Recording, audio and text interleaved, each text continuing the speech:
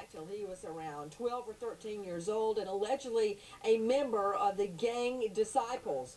Straight out to Susan Rosegen, CNN correspondent, standing by there in Chicago. What can you tell me about a matchup on the caliber? I know it's not conclusive, but it's a start, Susan. It is a start, and I literally, Nancy, just a couple minutes before this show started, I got off the phone with Monique Bond, the police spokeswoman here. The only thing that she would confirm is that it was a .45 caliber handgun that was recovered yesterday near the place where the missing car and the boy's body were found. I asked her specifically, is that the same type of caliber handgun that was used to commit the murders? She said, we won't talk about anything. Can't comment. Out to Mike Brooks, everybody. We are taking your calls live. Is there a break in the case? Right now we are hearing reports that the person of interest, William Balfour, the brother-in-law of Oscar winner Jennifer Hudson, is refusing a polygraph. Let's talk ballistics, Mike Brooks.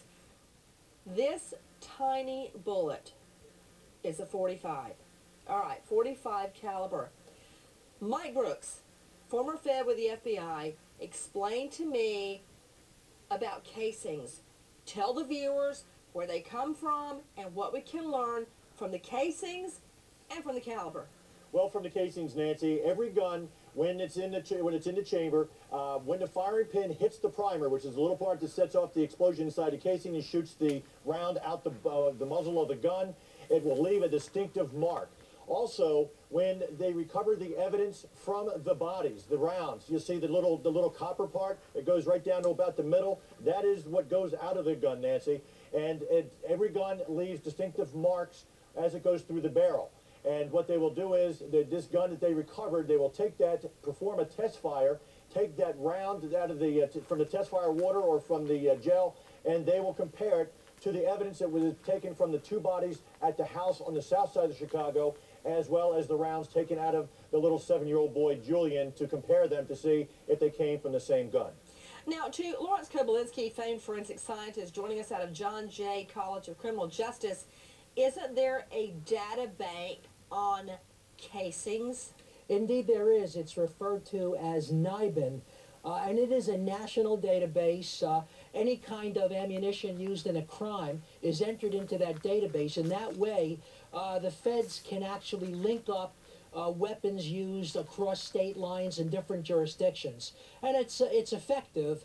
The success rate is not tremendously high, but it certainly is a very important database. Listen, it's a place to start. Yes. And back to Brooks, when we talk about the pin mark, explain what that is quickly. The pin mark, it's when a gun has a firing pin. Now, when you squeeze the trigger of the gun, the firing pin hits the primer on the back of the bullet, and that's what sets off the explosion with the powder inside of the shell. We're showing you video just then of an actual testing going down. You saw the expert firing into water or gel. Then you take that bullet, and there are unique individual markings on the bullet as it hurls through the gun. It's forever imprinted on that bullet. There's only one like it. It's like a gun fingerprint left on the bullet, indelibly marked. Out to the lines, Kelly in Illinois. Hi, Kelly. Hi, how are you? I'm good, dear. What's your question? First of all, I just want to say that I love your show, and I've been listening to you throughout this whole Jennifer Hudson thing, and I just want to make a comment on his mother. She's a flaming moron. She should not be talking to anybody about this, because she just sounds like an idiot herself. But I want to know, what is William thinking refusing a polygraph test? I mean, if you're innocent, wouldn't you think that he would be willing to take one? Kelly, you'd think he would if he were innocent. Now, I've got a fleet of defense attorneys on the show tonight. They're going to argue with you about that. And as far as the mother goes, I agree with part of what you say.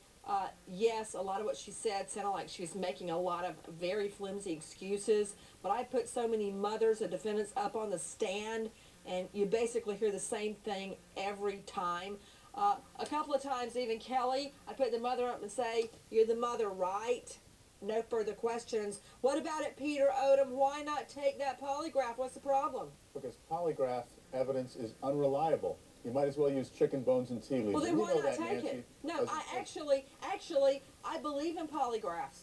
Eleanor, what about it, Eleanor Dixon? Well, Nancy, what I like to say is if you've got nothing to hide and you're completely innocent, why not take it? It's What just about it, another piece Richard? of evidence. Wrong. Richard Herman? Wrong. There's no upside for him to take that. He's the only suspect right now. His person of interest, he's the one they're focusing on. There's no upside for him Well, to take if he's it. innocent, what's the problem? He should not take that lie detector test. Even if he passed it, he'd still be the person Well, of interest. Herman, he's obviously your client because he's refusing a polygraph tonight. Smart man. According to sources, he's not concerned about finding the killer.